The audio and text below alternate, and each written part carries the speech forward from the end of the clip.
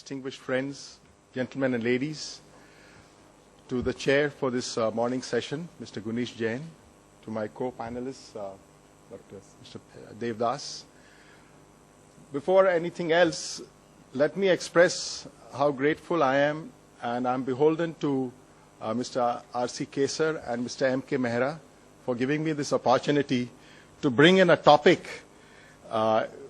which is relatively perhaps unconnected for most of you, because you're more into the industry, more into the ground realities, grappling with issues day to day, which most of us are very serious about.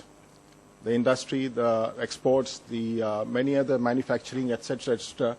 I also at one time belonged to the industry, but our industry is not the apparel and textiles, but it was more into perfumes and aromatic chemicals, and then into converting crude waste plastics into crude oil.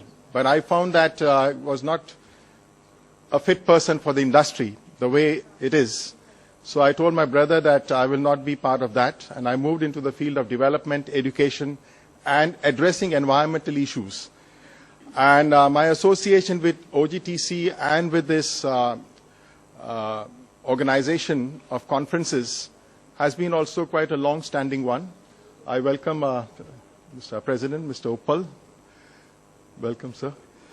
So the topic is an interesting one because it does concern all of us. We live in an age where so much of change is happening all the time, and a lot of dynamic change, sometimes change for the positive, change for the negative. I have this PowerPoint, so I will just place it on the screen as well. And I wanted to also convey that today being the United Nations International Day of Peace and Education, the full screen. I requested that I be allowed to leave immediately after my presentation because the Rashtrapati, the President, has given us the time to be at his place by about 11:15. So, but I will come back. So if I don't do full justice to the Q&A part, then I will be available for the rest of the day when I'm back from that short appointment, which will be lasting for about an hour or so. But it's a very important day because International Day of Peace and Education, and the theme that Secretary General has chosen, it bears directly upon the subject. So the choices we make every day, the choices convey the state of our mind. They convey also the way we treat our body and the way we treat people around us. And growing interdependence and the intensifying impacts that we are having as a result of frequent meetings, exchanges, coming together, being forced into situations where we have to learn what it means to be cohesive, what it means to have a healthy interpersonal relationship. All these are realities which we cannot ignore anymore.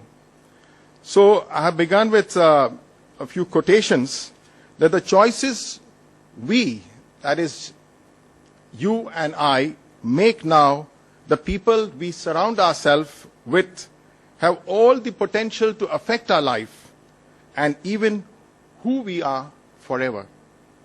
And the reason is that this planet of ours, as a result of thousands of years of progress and development and technological innovations, is become a home.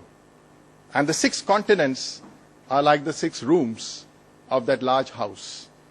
And the 7 billion people who live in it have got to face a common destiny. And if you look at how technology has shaped our lives, and there have been studies carried out that when first time electricity was introduced, how many years did it take? Because these kinds of studies largely are done in the United States of America, and they have found that to reach a population of 25% of the US population, it took them a long time, almost like 100 years, to double our per capita income. In England, in UK, it took them 100 years, but today, China has done it in 15 years. When the radio was invented, to reach a population of 5 crores, it took 38 years. When the television came, to reach that same population of 5 crores, it took 14 years.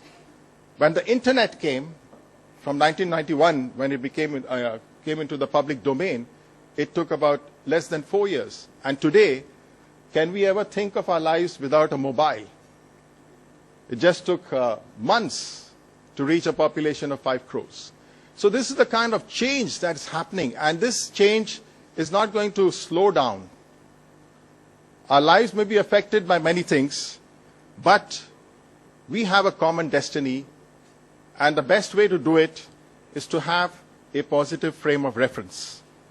So I'm glad that this topic has been included, because there is a deep conviction in every human heart that life has meaning beyond the struggle for survival.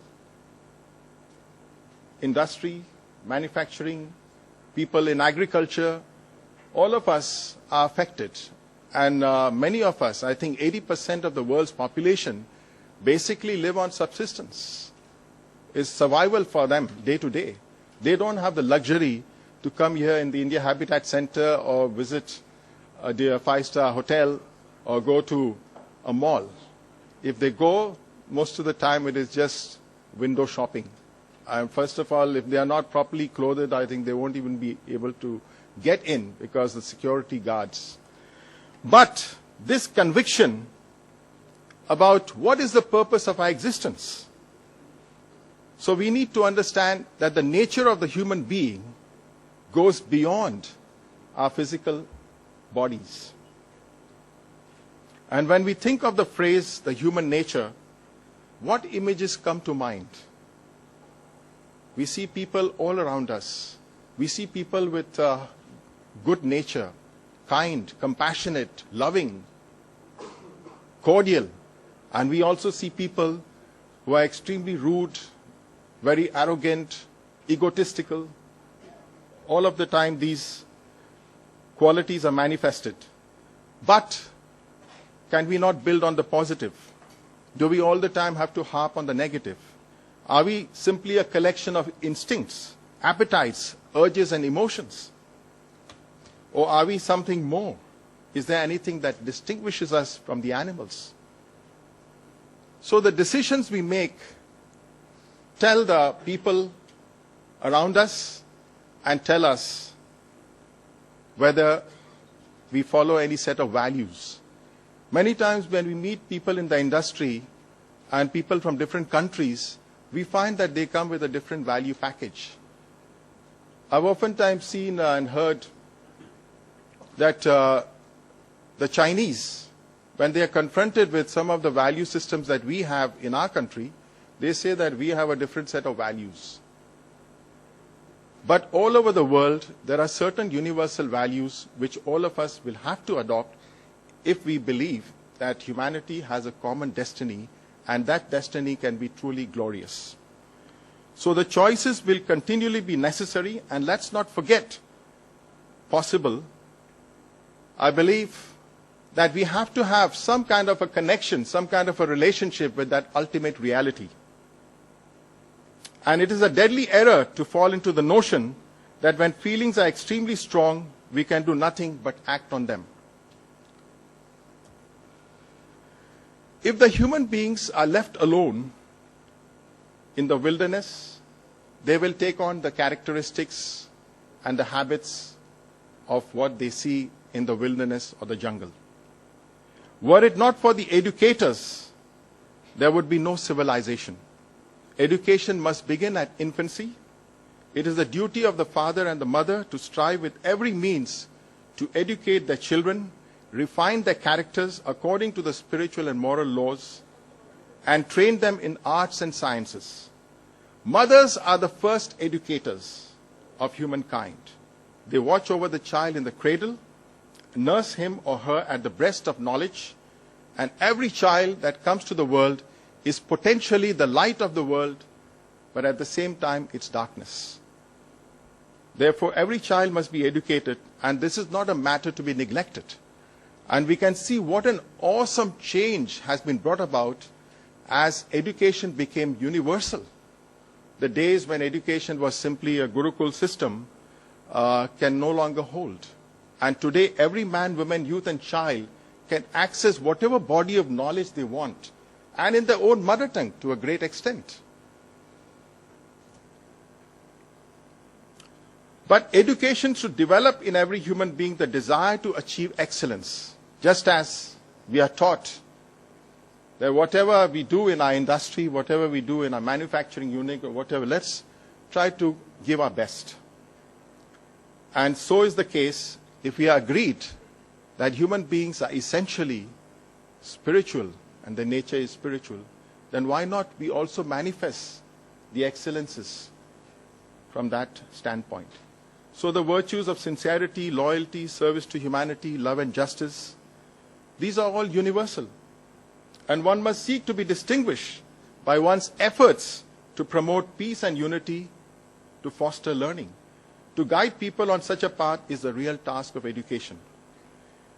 But on the other hand, if we decide to go with the flow, what will happen? We'll end up where the flow goes. And today, much of our younger generation, unfortunately, are swept off their feet by the forces of materialism, by the forces of disintegration. So we need to counter these, and we can only do this if we are convinced that we have values, we have potentialities and powers that go much beyond whatever we see manifest in the material domain. And if we go with the flow, then we often land up in a big pile of sludge and a life of unhappiness. We end up doing what everyone else is doing. So let's not be part of the herd, but let's be someone who can distinguish himself or herself. So it's our choices. And this is a quote from Harry Potter and the Chamber of Secrets. It is our choices, Harry, that show what we truly are, far more than our abilities. So the choices we make in everyday life will determine whether we are truly educated. The difference of capacity is always there because no one can be the same. And each member, difference of capacity in individuals is fundamental. Diversity is as intrinsic as the principle of unity. The relationships among individuals is sustained by virtues, by love and forgiveness, while the relationship among the committee of nation states has to be on the principle of justice and the rule of law. We can't exercise forgiveness and love among the nation states. If you are driving your vehicle on the road, and if you violate the traffic laws, the policeman cannot manifest forgiveness and love. He has to implement the law. Only then he can ensure that everyone on the road can reach their destination safely. So I heard you, 100 rupees is what it takes. But that just goes to show how dangerous and risky it is. Most people who come to India for the first time and come to any of the cities, they are completely appalled and shocked the way our system is here when you drive on the roads. And they just can't understand why we in India or China or Vietnam cannot follow the traffic routes. Though in Delhi, of course, they have tried to instill in us, but still I find that it's only trust in God and trust in your little bit of skills of driving that keeps you from getting into chaos and mess. And every day the road rage incidents, and just today the people are so short on the fuse, the emotional fuse, that at the slightest opportunity, it escalates. If you just even scratch or a little bit touch another vehicle, and you know what happens. But let's reflect. How would your life be different if you stopped allowing other people to dilute or poison your day with their words or opinions? Let today be the day you stand strong in truth of your beauty and journey through your day without attachment to the validation of others.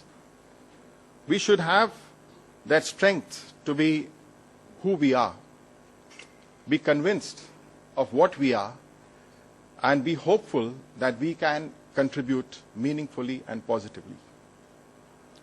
Only then can each member of the society enjoy the benefits of civilization. And we know that as the planet has been becoming smaller and smaller, and from the global village, we are not talking about a house, and the continents as 6 rooms of this house. Everyone is affected.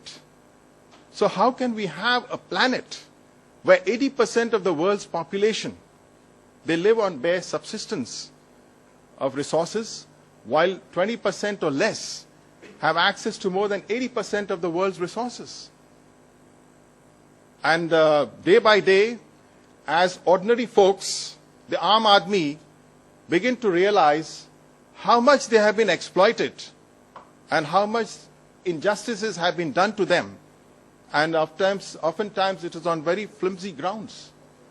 People have been discriminated against either on the basis of their race, the caste, religion, class, or even which locality of the city of Delhi you are living, education. But we are all human beings. We have common needs, all of us. We want to enjoy some of the comforts that life has offered.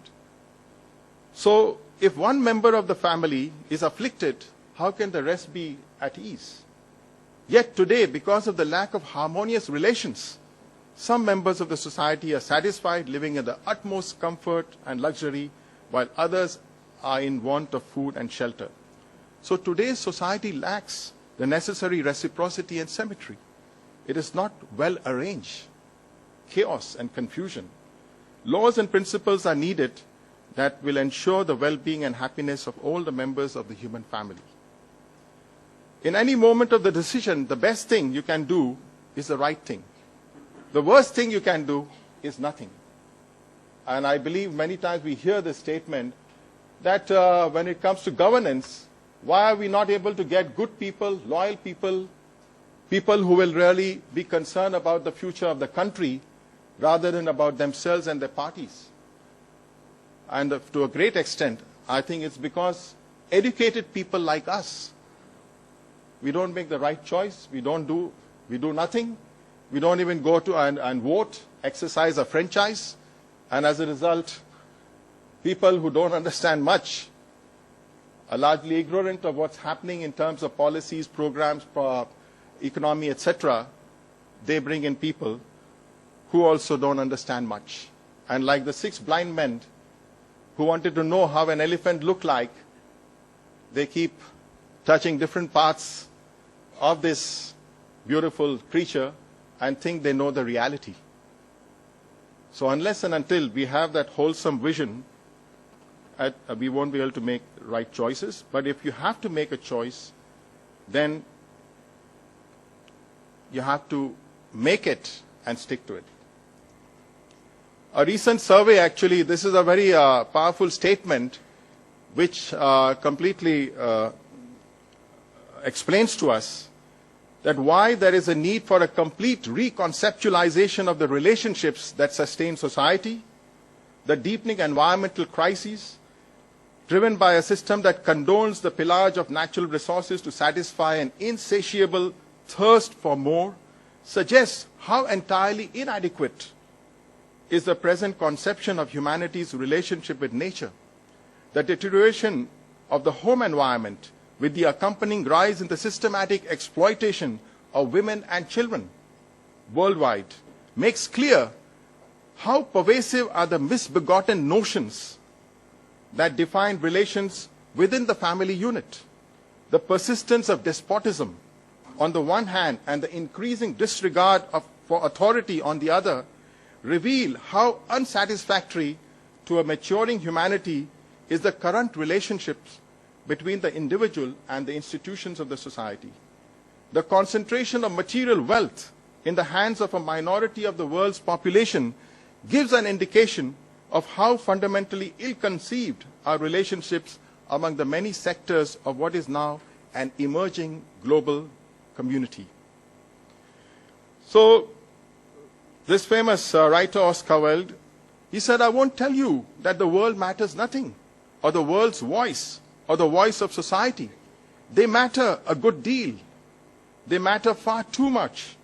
But there are moments when one has to choose between living one's own life fully, entirely, completely, or dragging out some false, shallow, degrading existence that the world in its hypocrisy demands.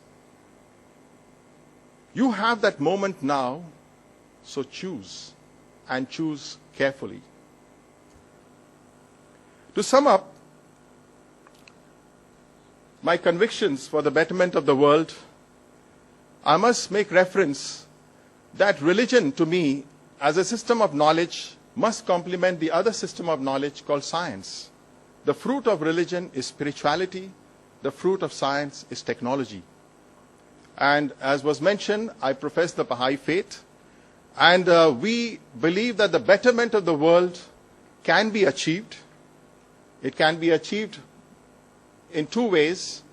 As individuals begin to adopt the universal values and are convinced that they are what constitute the foundations of civilization, and in establishing institutions, global institutions, laws, legal framework.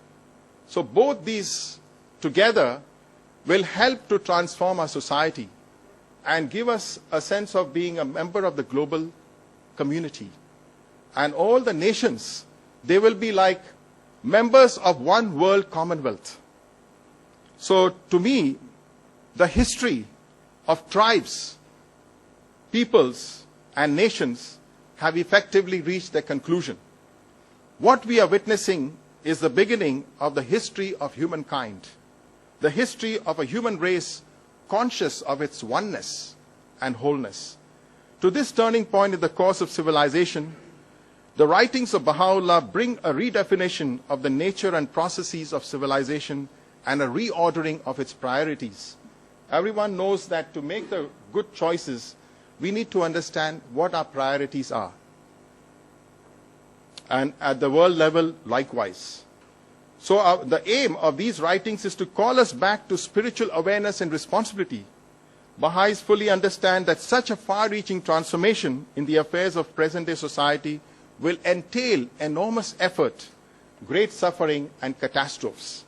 Because of the kind of lifestyle that we have lived, the damages that we have done to the environment, the way we have our institutions of governance, our institutions for handling various affairs, most of them are today either obsolete or have become so corrupted that they cannot deliver. So as a student of the history of different societies and the rise and fall of civilizations, I am acutely aware of the fact that the patterns of habit and attitude which have taken root over hundreds or even thousands of years are not abandoned either spontaneously or in response simply to education and legislative action. So whether in the life of the individual or that of the society, profound change occurs more often than not in response to intense suffering and unendurable difficulties that can be overcome in no other way.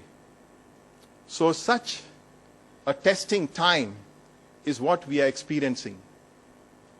And mysteriously, and for the large sections of the world's population almost imperceptibly, as proclaimed by Baha'u'llah, the present-day order is being rolled up and a new one being spread out.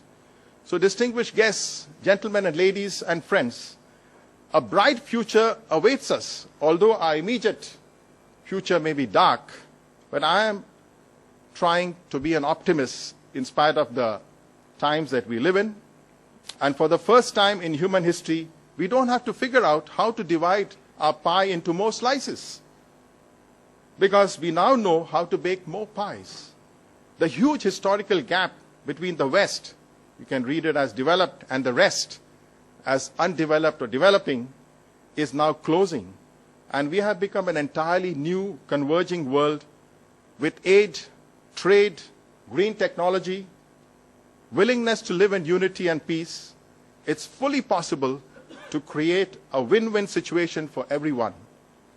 So whenever you have to make some choices, I was reminded by the words of this poet, जब कोई फैसला कीजिए, दिल से भी मशवरा कीजिए, वक्त से हार न मानिए, वक्त का सामना कीजिए, गर मुलाकात मुमकिन नहीं, याद भी कर लिया कीजिए. So let us collectively make that choice. Thank you very much, gentlemen, ladies, for your patience. Thank you, Mr. Merchant. That was a very inspiring lecture. One thing which I kind of highlight, was writing down was this phrase, building on the positive. And I think that's one line which, if we can all imbibe in our working lives and our personal lives, I think we can do a lot of good to ourselves, our family, and the people who work around us. So thank you, Mr. Merchant. That was a very interesting and inspiring talk. Do we have a minute or for any questions? Okay, so we normally do questions at the end, but Mr. Merchant has to leave early, so if we're open for questions, if anybody has any questions, they can ask. And I have copies. Vivian, my daughter, is pass on copies of the presentation. Yeah. Yes. Do we have a mic, or Animesh can talk loud? We don't have a mic. We have one. I think I can speak loud enough. Yeah, I mean, you are very audible to me. I think. For the benefit of the rest, Hello. Yes. Dr. Merchant, I have a question. I come to the last point where you come.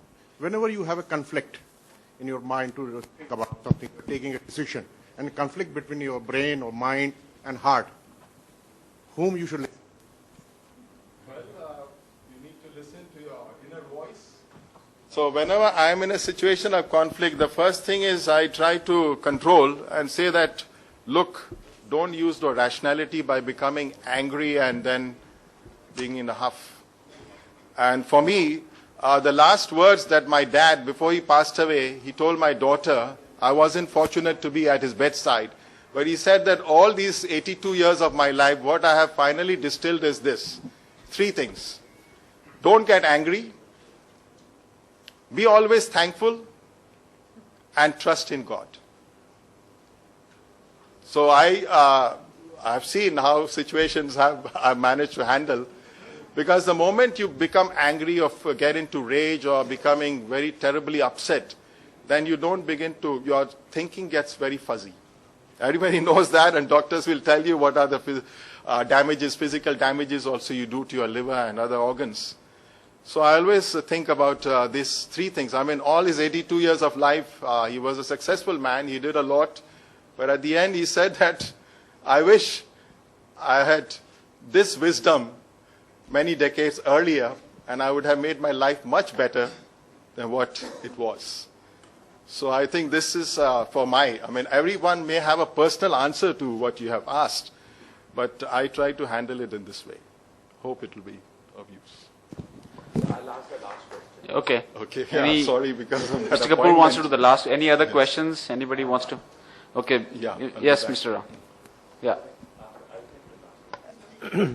I'm glad that you mentioned about your father. And what I loved about it was the education part, and this starts with the parents. I remember growing up, my father, he would have been 108 years old. He passed away. And during our upbringing, he used to say only one thing. Just remember, you have to do the right thing. But you must do it all the way.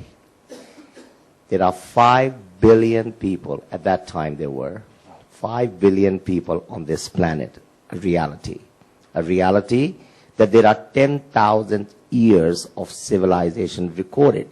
True. Now, just imagine what is a 50-year period against the 10,000. In next 50 years, half the people on this planet will be replaced. Do we have enough time to hurt everybody? If we don't, then don't hurt anybody. Absolutely. Thank you very much. It's very profound. I'm grateful. Yeah. So I just take one more and then I'll just the last one. Yes. Sir, I'd like to just ask one thing. I'm from Lady Irwin College, and my entire student team is here. Thank you so much for that presentation. It was very, very positive. It was good to hear somebody after perhaps a long time who says the glass is half filled and doesn't concentrate on the fact that it is half empty. So just one mantra for my students. What is the one thing that you would like to guide the youth? We've heard our fathers, and each one of us is so grateful to them. But one line from you, sir, straight on for my students. Thank you. Yeah, one mantra. Well, my daughter is here, and she's, perhaps you have the mantra better than me. But for me, the mantra is the relationships that I mentioned. What we think, what we say, and what we do. Let there be harmony. If that is balance, then I'm sure you will always be able to take the right decision or the decision that's best for you. Great. Yeah, Mr. Kapoor. Yeah. Yes, final. Sir your जो आपने last शहर सुनाया था हमें वो बहुत काबिल ही तारीफ था जी हाँ, दिल से मशवरा कीजिए। रिप्लाई में मैं भी आपको कुछ कहना चाहता हूँ जी फरमाइए, इरशाद। रूह को एक आह की हक है, आंख को एक निगाह की हक है। मैं भी एक दिल लेकर आया हूं, मुझे भी एक गुनाह की हक है। वाह वाह, ये तो है। यस, ये आपने बहुत ही उम्दा बात है जी। हाँ जी, चलिए बाकी जो भी हो, लेकिन सो मैं अच्छा या वो ट्रांसलेशन आप इसका तर्जुमा भी करिए। Yes, so I am sorry gentlemen, ladies, I'll have to make a move because I must reach there in time, and I'll come back. Thank you very much. Thank you, sir. Mr. Merchant. Good morning.